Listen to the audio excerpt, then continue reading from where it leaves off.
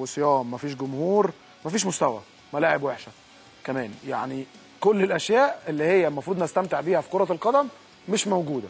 يعني اللعب بالنهار في الصيام، اللعيبه مش تبقى قادره.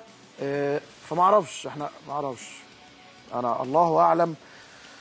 يعني الراجل، طب حتى الراجل بتاع المنتخب يعني مستر كوبر والجهاز الفني المعاون هيختاروا اللعيبه بناء على ايه؟ طيب انهي اداء هنشوفه؟ الاداء يبقى عامل ازاي؟